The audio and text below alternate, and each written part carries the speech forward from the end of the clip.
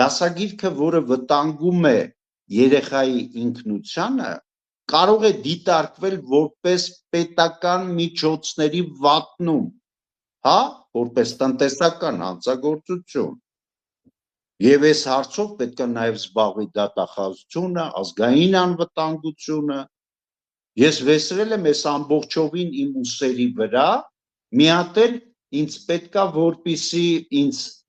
ինձ պետք չի, որ ինձ արժեքավորեն, գնահատեն, ոչ, ես զինվորական եմ։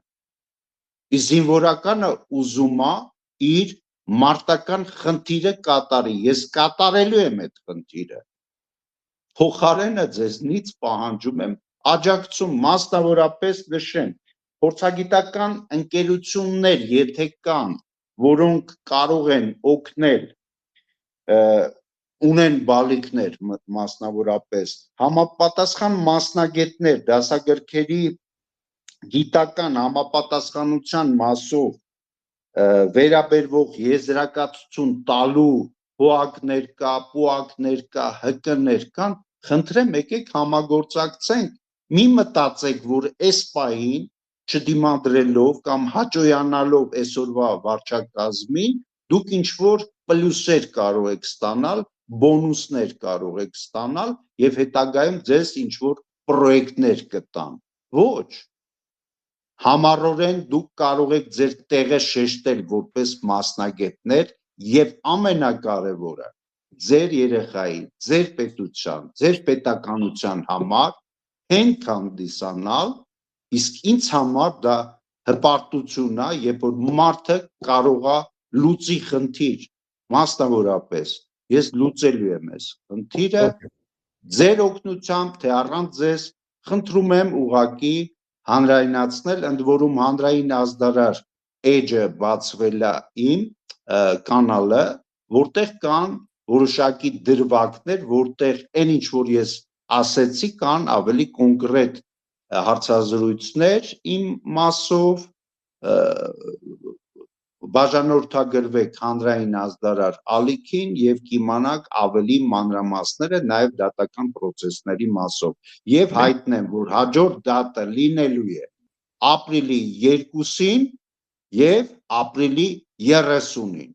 2 օր, 2 անկախ դատ, բայց նույն տրամաբանության մեջ ես ավարտեցի։ Դուք կարող ասեք որտեղ է դատը լինելու, եթե մասնակիցներ կան, եթե ուզում են վարչական դատարանում ես այս պահին ուղղակի չեմ կոնկրետ ասի կամ չեմ հիշում ժամերը, վարչական դատարանը գտնվում է Գարեգին Նժդե 23 հասցեով։ Քաղաքի այո, Գարեգին Նժդե 23 ժամը եւ օրը 2-ը եւ 30-ը ավելի կոնկրետ կնշենք մեր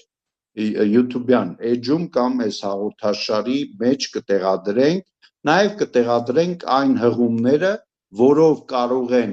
բողոքարկողները դիմել ԿԳՄՍ նախարարություն այն պատասխանատուներին, որոնք անպատասխանատու գործողություններ են կատարել եւ նրանք ավելի կհավաքեն իրենց,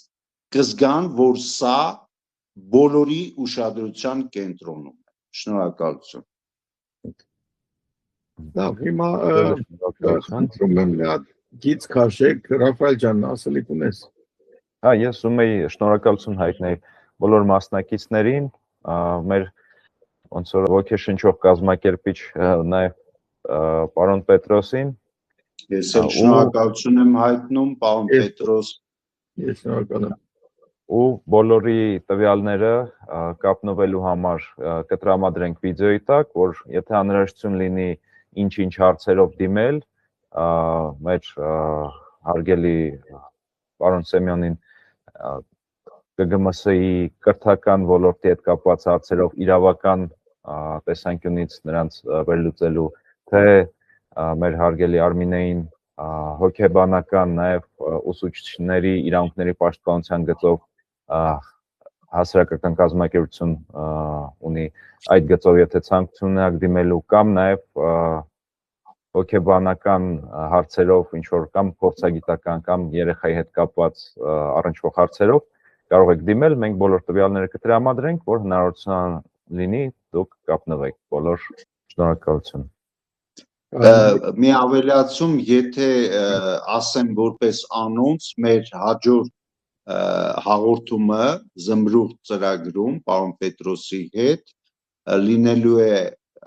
որպես շարունակություն, բայց մի տեսակ այլ բնույթի, որի անոնսի մասին մենք նախապես կհայտարենք, լինելու է էլի դասագրքերի մասին, բայց ավելի առանձնահատուկ, յուրահատուկ մի ծրագիր կպատրաստենք, որը կներկայացնենք մեր հանդիսատեսի դատին այս թեմայով, նաև զմրուղ նախագծում Տիկին Արմինեն ունի իր էջը եւ ուրույն տեղը արդեն իսկ, որտեղ իր հաղորդաշարերը արդեն մասնագիտական, իսկ Տիկին Արմինեն ունի շատ բազմապրոֆիլային, բազմաուղղվածային մասնագիտական արդեն կարողություններ, որը նույնպես ցանկալի է, որ փոխանցվի մեր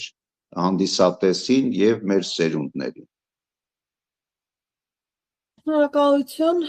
Ես հուսով եմ առիթ կունենամ նաև ներկայացնելու դասագրքի իրականում խնդիրները մասնագիտական դրա մասին էլ էի ուզում ասել տեսանկյունից։ Հուսով եմ մի փոքրիկ հաղորդում կպատրաստենք այդ թեմայով, որ հանրությանը իրապես պարզ լինի, ինչի վրա պետք է ուշադրություն դարձնել դասագրքով երեխաների հետ աշխատելու process-ում։ Կարծում եմ, որ սա դեռ սկիզբն է, մենք շատ ավելի լուրջ խնդիրներ կբարձրաձայնենք եւ շատ ավելի մտահոգությունների առիթ նաեւ կստեղծենք, որ անտարբերություն չլինի այն որակի համար, ինչ որ մատուցվում է այսօր երեխաների, ինչպես մենք անտարբեր չենք լինում, թե երեխան ինչ է ուտում, առհասարակ առողջ սնունդի կողմնակից ենք, դասագիրքը դա մտավոր այն կերակուրն է, որը երեխան պետք է ստանա առողջ զարգացման համար, առողջ ինտելեկտի, առողջ արժեհամակարգի, բարոյական գիտակցության, հոգևոր ձևավորման համար եւ չի կարելի անտարբեր վերաբերվել այդ սնունդին, որպես հոգևոր սնունդ պետք է դրա վրա շատ մեծ շեշտ դնել եւ պատասխանատվություն կրել ամեն տառի, ամեն բառի, ամեն ստորակետի համար, թե ինչ ենք մենք կերակրում երեխային դասապրոցեսի ընթացքում։ Եվ հուսով եմ, որ այդ առիթը կունենանք խոսելու նաև այդ տեսանկյունից։ Որպես ավելացում ասեմ, որ խոսքը գնալու է հաջորդ հանդիպմանը կամ հաջորդի հաջորդ հայոց լեզվի մայրենի դասագրքի մասին, նենց որ հրավիրում ենք այդ օրը հայրենի մասնագետներին, մայրենու մասնագետներին, իսկ նաև որպես անոնց նաև հրավիրում ենք համագործակցության, որովհետև 3 հաղորդում հետո ընդ որում մենք նենց ենք անելու, որ դատական process-ին զուգահեռ ընթանան այս մեր զրույցները։ Հրավիրում եմ համագործակցության պատմության մասնագետների, որովհետև մեր այս 4 հոգուս մեջ չկան պատմության մասնագետներ, ունենք ընդհանուր գիտելիքներ, հրավիրում ենք համագործակցության պատմության փորձագետներին, պատմաբաններին, գիտական կոչում ունեցողներին այս փոքրիկ քննարկման համար։ 4 հոգով մենք դիմադրելու ենք 40,000 երեխաների յուրաքանչյուր տարի, բազմապատիկ 10 եւ 1 միլիոն ծնողների դերում մենք այսօր ուզում ենք այն բռունցքը ձևավորել, որը պարտադրի լիազոր մարմնին պատշաճ աշխատել։ Շատ լավ։ Շնորհակալ եմ։ Okay, ես մի նախադասություն ասեմ, ուրեմն նայեք, զմրուխտի հատուկ ստեղծված է այս կարգի խնդիրները բացահայտելու ու լուծումներ տալու, այսինքն հանրությանը ծանոթացնելու, թե ինչ կա։ Բացի դրանից, բոլորը, ով որ տեսնում են խնդիրներ այս որակի, որը որ կախված է ազգի հետ, մշակույթի պահպանման հետ, խնդրում եմ մոտենալ, որ մենք կարողանանք ձեր մտահոգությունը ձայնարկենք։ Ուրեմն պատմական հիմնական Հայաստան հայկական հիմնական ուրեմն հիմքերը եղել են կրթությունը, ոգևորությունը, այսինքն կրոնքը, ընտանիքը, ու հիմա տեսնում ենք, որ այս վերջի 15 տարվա մեջ այդ բոլոր այդ պատմական ստեղծված դասակարգերը տենց ասեմ, որ կամաց կորում են, ամուսնությունն է կորում, մտածելակերպն է կորում,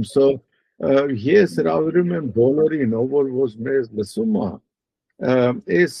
քննարկությունները վերցնի որպես այս խնդիրները ընդունի որպես անհատական հարձակում իրանց ապրելակերպի վրա, իրանց մտածելակերպի վրա,